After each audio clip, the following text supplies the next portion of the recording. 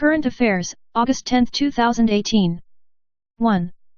Cabinet extends tenure of commission constituted to examine issue of OBC subcategorization.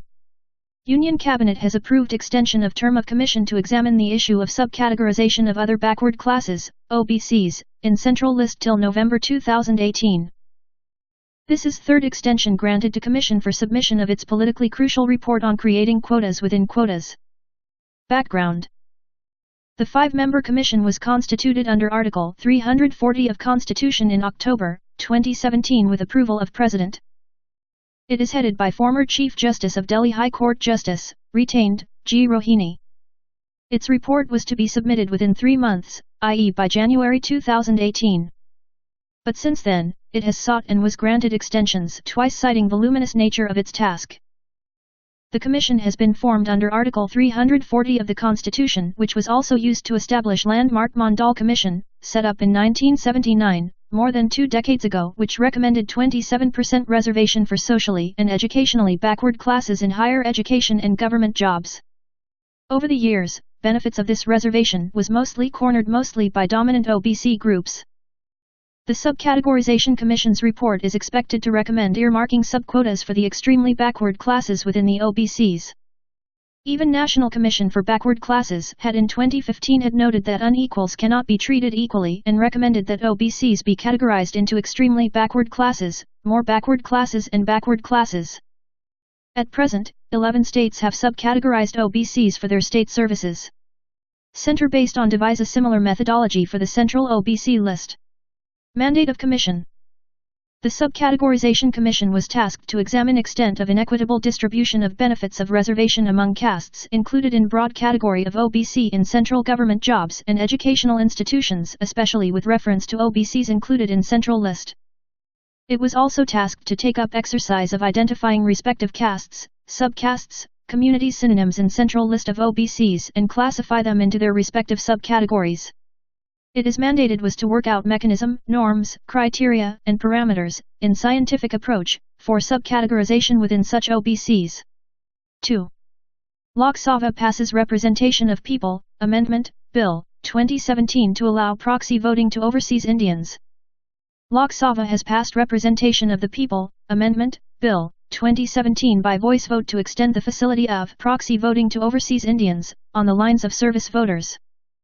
The bill seeks to amend Representation of People Act, RPA, 1950 and Representation of People Act, RPA, 1951 to allow for proxy voting and make certain provisions of these acts gender-neutral. Background. RPA, 1950 provides for allocation of seats and delimitation of constituencies for elections, state assembly and Lok Sabha elections, qualifications of voters, and preparation of electoral rolls. It permits registration of persons in electoral rolls who are ordinarily resident in constituency. These persons include persons holding service qualification, such as member of armed forces, member of armed police force of state, serving outside state or central government employees posted outside India and persons holding certain offices in India declared by President in consultation with Election Commission. Under it, wives of such persons are also deemed to be ordinarily residing in India. RPA 1951 provides for conduct of elections and offences and disputes related to elections. It permits an overseas voter to vote only in person. In this case, overseas voter is citizen of India who is absent from his place of ordinary residence in India. Key features of Bill. The bill replaces the term wife with spouse in both acts. It replaces wife with spouse of a person holding service qualification to vote. It amends RPA 1951 to permit overseas voter to cast their vote in person or by proxy in constituency where elections are being conducted. Significance. According to rough estimates, there are about 1 crore Indians settled abroad, of which 60 lakh may be within eligible voting age. By granting them proxy voting rights, overseas Indians will be able to exercise franchise during elections and also need not to spend foreign currency to come to India during elections. Moreover, this decision will also enable overseas Indian to considerably sway in election results, especially in states such as Punjab, Kerala, and Gujarat where a number of expats hail from. 3. Cabinet approves raising of 4 additional battalions of National Disaster Response Force. Union Cabinet has given approval for raising of 4 additional battalions of National Disaster Response Force, NDRF, to strengthen the India's disaster response setup. These battalions will be placed in Jammu and Kashmir, Himachal Pradesh, Uttarakhand, and Delhi National Capital Region based on their disaster vulnerability profile. Key facts. The objective of raising 4 additional battalions is to reduce response time, keeping in view vast geographic area of the country. These 4 battalions will initially be raised as 2 battalions in Indo-Tibetan Border Police, ITBP, and 1 battalion each in Assam Rifles, ARS, and Border Security Force, BSF. Later these 4 battalions will be converted into NDRF battalions. National Disaster Response Force, NDRF. NDRF is India's elite disaster mitigation combat force established in 2006 under the Disaster Management Act, 2005. It is headquartered in New Delhi. It functions under Union Ministry of Home Affairs. It works under National Disaster Management Authority, NDMA, which lays down policies, plans and guidelines for disaster management. The mandate of specialized force is to undertake special disaster response, relief, rescue operations, and combat roles independently in the case of an event of any disaster, natural or man-made, accident or emergency. It also assists local authorities in launching a quick rescue and response operation to save life and property. At present, there are 12 battalions in NDRF which are deployed strategically across country to provide immediate response. 4. Cabinet approves release of pulses to states with discounted rates. Cabinet Committee on Economic Affairs, CCEA, has approved release of pulses to states/ATs at discounted rate to be utilized for various welfare schemes from stock of pulses procured under Price Support Schemes, PSS. The meeting was chaired by Prime Minister Narendra Modi. Key facts. Under this approved scheme, state/UT governments will be offered to lift 34.88 lakh MT of pulses at discounted rate over prevailing wholesale market price of sourcing state on first-come first-served basis. This will be one-time dispensation for 1-year period or complete disposal of 34.88 lakh MT of pulses stock whichever is earlier. Government will spend Rs 5,237 crore for implementation of this scheme. The decision will enable the states/ATs to use pulses in various welfare schemes like Public Distribution Scheme, PDS, Midday Meal Scheme, Integrated Child Development Programs, ICDP, etc. besides making available warehouses, which may be required in coming Kharif season for storage of commodities procured under PPS. Background. Pulses production was witnessed all-time high during the last 2 years in the country. Due to bumper production, central government also has made record procurement of pulses, 45.43 lakh MT, during Kharif 2017 and Rabi 2018 marketing season under Price Support Scheme. This was coupled with increase in minimum support price, MSP, will require additional procurement under Price Support Scheme. 5. CCEA approves continuation of post-matric scholarship for OBC students for studying in India scheme. Cabinet Committee on Economic Affairs, CCEA, approved continuation and revision of centrally sponsored scheme of post-matric scholarship for other backward classes students for studying in India, PMSOBC, till 2020. PMSOBC is flagship scheme of Ministry of Social Justice and Empowerment, in operation since 1998-99. It fully centrally sponsored scheme that aims to provide financial assistance to OBC students studying at post-matriculation or post-secondary stage to enable them to complete their education. Revised PMSOBC. The revision in PMSOBC scheme aims to ensure effective implementation and better monitoring of the schemes. It will cover larger numbers of eligible and deserving poor OBC students who will be able to pursue higher studies. It will also ensure effective implementation, achieve deduplication and enhanced monitoring. Under revised PMSOBC, annual parental income ceiling has been increased from Rs 1 lakh to Rs 1.5 lakh. Now onwards, 30% of funds will be earmarked for girl students and 5% for students with disabilities. Disbursement of scholarships will be now through Aadhaar-seeded bank accounts. Central assistance for scheme will be released according to notional allocation since its funds are limited. Henceforth, concept of committed liability will not apply to states/ATs for releases. 6. CCEA approves continuation of Pradhan Mantri Gram Sadak Yojana. Cabinet Committee on Economic Affairs, CCEA, has approved continuation of Pradhan Mantri Gram Sadak Yojana, PMGSY, beyond 12th five-year plan period, 2012-2017. It will help in connecting 38,412 habitations at estimated cost of Rs 84,934 crore. For this, fund sharing pattern between center and states will be same, thus, central government share will be Rs 54,900 crore and state's share is Rs 30,034 crore. Key facts. Initially targets of PMGSY were to be achieved by March 2022, however, sunset date of achievement of PMGSYI was preponed to March 2019, with enhanced fund allocation and changed funding pattern, i.e. in ratio of 60-40 between center and state for all states except for 8 northeastern and 3 Himalayan states, Himachal Pradesh, Uttarakhand, and Jammu and Kashmir, for which it is 90-10. PMGSYI and habitations under identified LWE blocks, 100 to 249 population, covered by March 2020. Under PMGSYI, against target length of 50,000 km works of upgradation, almost 32,100 km road length have been sanctioned in 13 states, which have transited to PMGSYI. 12,000 km road length has been completed up to March 2018 against the sanctions issued. Pradhan Mantri Gram Sadak Yojana, PMGSY. The scheme was launched on December 25, 2000.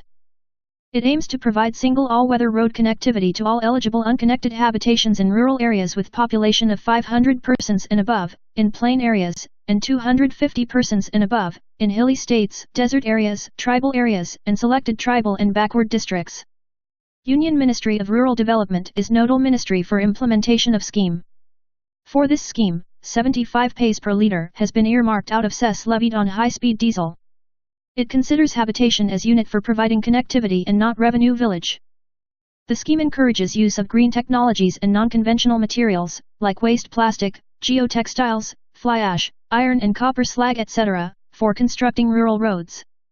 7. R.S. Sharma reappointed TRAI chairperson till 2020.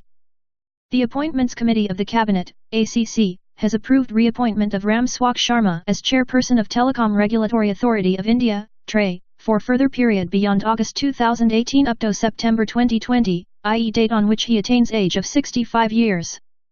He was in July 2015 named as TRAI chief for 3-year period. Ram Swak Sharma. Sharma is 1982 batch, retired, IAS officer of Yarkand Qadar. Prior to his appointment as TRAI chairman, he had worked in various government departments particularly dealing with IT-enabled programs. He has also worked as Director General and Mission Director of Unique Identification Authority of India, UIDAI, or Aadhaar. Telecom Regulatory Authority of India, TRAI. TRAI is an independent regulator of telecommunications business in India. It was established in 1997 through Telecom Regulatory Authority of India Act, 1997. TRAI also fixes or revises the tariffs for telecom services in India. Its mission is to create and nurture conditions for growth of telecommunications in India to enable country to have leading role in emerging global information society. It also provides fair and transparent environment that promotes level playing field and facilitates fair competition in the market. It also regularly issues orders and directions on various subjects such as tariffs, quality of service, interconnections, direct-to-home, DTH, services and mobile number portability. 8. Parliament passes Homeopathy Central Council, Amendment, Bill, 2018. Parliament has passed Homeopathy Central Council, Amendment, Bill, 2018 to replace ordinance promulgated by President in May 2018. It amends Homeopathy Central Council Act, 1973 which sets up Central Council of Homeopathy and regulates homeopathic education and practice. Key features of Bill. Supersession of Central Council. The bill amends 1973 Act to provide for supersession of Central Council with effect from May 18, 2018. The Council will be reconstituted within 1 year from date of its supersession. In the interim period, Board of Governors constituted by Central Government will exercise powers of Central Council. Board of Governors, it will consist of up to 7 members including persons of eminence in field of homeopathy education, eminent administrators, appointed by Union Government. The central government will select one of these members as chairperson of board. With regard to policy decisions, directions of the central government will be final. Permission for existing homeopathy colleges. The bill states that if any homeopathy medical college has been established or if any established homeopathy medical college has opened new courses or increased its admission capacity before ordinance was promulgated, then it will have to seek permission from Union Government within 1 year. If homeopathy medical college fails to seek such permission, then medical qualification granted by it to student will not be recognized under this law. 9. Rekha Sharma appointed as chairperson of National Commission for Women. Rekha Sharma, 54, was appointed as chairperson of the National Commission for Women, NCW.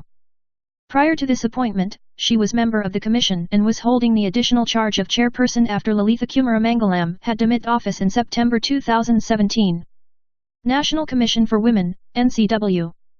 NCW is a statutory body established under the National Commission for Women Act, 1990. It was established in January 1992. It is apex national-level organization of India, the mandate of protecting and promoting the interests of women. It also reviews constitutional and legal safeguards for women. It recommends remedial legislative measures, advise government on all policy matters affecting women and facilitate redressal of grievances related to women. It regularly publishes monthly newsletter, Rashtra Mahila, in both Hindi and English. 10. World Biofuel Day, August 10th. World Biofuel Day, the International Biodiesel Day, is observed every year on August 10th to create awareness about the importance of non-fossil fuels, i.e. green fuels or biofuels, an alternative to conventional fossil fuels. Biofuels are renewable, biodegradable, sustainable, and environment-friendly fuel. It can be seen as alternative to conventional fossil fuels. Significance of day. On this day in 1893, Sir Rudolf Diesel, inventor of the diesel engine, for the first time successfully ran mechanical engine with peanut oil. His research experiment had predicted that vegetable oil is going to replace the fossil fuels in the next century to fuel different mechanical engines. Observances. In India, World Biofuel Day is being observed by the Ministry of Petroleum and Natural Gas. This year it had organized World Biofuel Day program at Vigyan Bhawan, New Delhi. It had conducted separate interactive sessions on ethanol, biodiesel, bio-CNG and second-generation biofuels. Government initiatives to promote biofuels. Considering benefits of biofuels in reducing import dependency on crude oil, as a clean environment fuel and generating additional income to farmers and employment generation in rural areas, government has undertaken number of initiatives such biofuels program and increasing blending of biofuels etc. The biofuels program is in synergy with government's other initiatives for Make in India, Swachh Bharat and doubling farmers' income by 2022. Government's major interventions in this sector includes administrative price mechanism for ethanol, simplifying procurement procedures of OMCs, amending provisions of Industries, Development and Regulation, Act, 1951 and enabling lignocellulosic route for ethanol procurement. Oil PSUs are also planning to set up 12 second-generation, 2G, biorefineries to augment ethanol supply and address environmental issues arising out of burning of agricultural biomass especially in North India. Government also has approved National Policy on Biofuels 2018 in June 2018. It aims at reaching 20% ethanol blending and 5% biodiesel blending by year 2030. It also has expanded scope of feedstock for ethanol production and has provided for incentives for production of advanced biofuels. Government also has increased price of C-heavy molasses-based ethanol to boost to ethanol blending program, EBP. It also has fixed price of B-heavy molasses-based ethanol and sugarcane juice-based ethanol for the first time at Rs. 47.40. It also has reduced GST on ethanol for blending in fuel from 18% to 5%. Ministry of Petroleum and Natural Gas is making all efforts to increase ethanol supply for petrol and has taken several steps in this direction. 11. 76th Anniversary of Quit India Movement observed on August 8. 76th Anniversary of Quit India Movement was observed on August 8, 2018. On this day in 1942, Mahatma Gandhi, father of the nation, had gave clarion call of do or die to all Indians to drive away Britishers from the country. Quit India Movement. Quit India Movement, Bharat Kudo Andolan or August Movement or August Kranti, was an important milestone in the Indian freedom struggle. It was civil disobedience movement launched at Bombay session of the All India Congress Committee, AICC, by Mahatma Gandhi on August 8, 1942 demanding an end to British rule of India. It was launched after Mahatma Gandhi had made a call to do or die in his Quit India speech delivered in Bombay at the Gaualaya Tank Maidan on August 7, 1942. The movement called for India's immediate independence and aimed to force British government to negotiating table by holding Allied war effort hostage. By launching this movement, Gandhiji hoped to bring British government to negotiating table as Cripps mission had failed and give strong footing against sending Indians to fight on behalf of Britain in World War II. Quit India resolution drafted by Jawaharlal Nehru and was moved by him on August 8, 1942 in AICCC session and Sardar Patel seconded it. Under the leadership of Mahatma Gandhi, people across India came together to uproot imperialism. 12. Kangchenjunga becomes 11th Biosphere Reserve from India under World Network of Biosphere Reserves. Kangchenjunga Biosphere Reserve in Himalayan state of Sikkim was included in UNESCO designated World Network of Biosphere Reserves, WNBR, making it 11th Biosphere Reserve from India to achieve this recognition. The decision was taken at 30th session of International Coordinating Council, ICC, of Man and Biosphere, MAB, program of UNESCO held in Palembang, Indonesia. Kangchenjunga Biosphere Reserve. It is one of the highest ecosystems in the world, reaching elevations of 220 meters above sea level. It includes range of ecoliness, varying from subtropic to Arctic, tundra, as well as natural forests in different biomes, that support an immensely rich diversity of forest types and habitats. Its core area is major transboundary wildlife protected area. Its southern and central landscape, which makes up 86% of core area, is situated in Greater Himalayas. Its northern part of accounting for 14% of area is characterized by trans-Himalayan features. The core zone of Kangchenjunga National Park already has been designated World Heritage Site in 2016 under mixed category, first from India in this category. Many of mountains, peaks, lakes, caves, rocks, stupas, shrines, and hot springs in this biosphere reserve function as pilgrimage sites. The core zone of this biosphere reserve alone has over 150 glaciers and 73 glacial lakes. The prominent is famous 26 km long Zemya Glacier. It is also home to number of globally threatened fauna including musk deer, snow leopard, red panda, and Himalayan tar, and many ethnic communities including Lepcha, Bhutia and Nepalese. Over 118 species of large number of medicinal plants are found in Zonggu Valley of this reserve, which are of ethno-medical utility. The transition zone of reserve is targeted for eco-development activities, afforestation, plantation of medicinal herbs and soil conservation measures. Biosphere reserves. Biosphere reserves are areas of terrestrial and coastal ecosystems which promote conservation of biodiversity with its sustainable use. They serve in some ways as living laboratories for testing out and demonstrating integrated management of land, water, and biodiversity. They are internationally recognized within framework of UNESCO's Man and Biosphere, MAB, program and nominated by national governments. There is World Network of Biosphere Reserves, WNBR, under MAB program. Within this network, exchanges of information, experience, and personnel are facilitated. There are over 500 biosphere reserves in over 100 countries. India has total 18 biosphere reserves, and with inclusion of Kangchenjunga a number of internationally designated WNBR has become 11, and remaining 7 biosphere reserves are domestic biosphere reserves. Man and Biosphere